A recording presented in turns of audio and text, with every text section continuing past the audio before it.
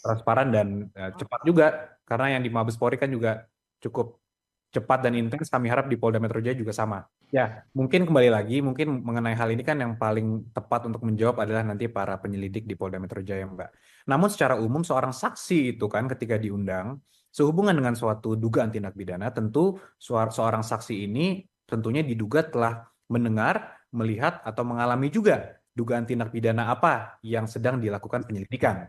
Jadi kalau kami melihat ya tentunya mungkin Mas Syarif sebagai orang yang paling dekat dengan Pak Jokowi, sebagai ajudannya tentu mungkin sebagai seorang saksi melihat, mendengar, dan mengalami juga apa yang Pak Jokowi laporkan sebagai dugaan tindak pidananya. Ya mungkin Oke. sekitaran itu Mbak. Jadi kan kalau kita flashback sedikit ke beberapa waktu lalu dari Mabes Polri sudah menghentikan proses penyelidikannya di Mabes Polri karena tidak ditemukan unsur pidana di situ, Mbak Cindy dan Bung Rey juga.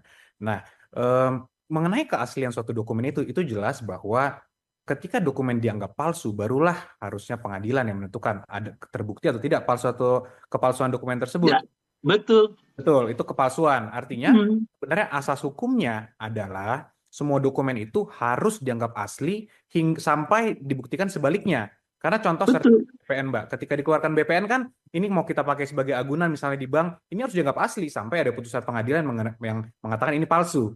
Nah, kemarin itu sudah dihentikan penyelidikan oleh Mabes Polri karena memang tidak ada sama sekali bukti-bukti yang mengatakan atau yang mengarah bahwa ijazah Pak Jokowi itu adalah palsu. Sehingga jelas bahwa keasliannya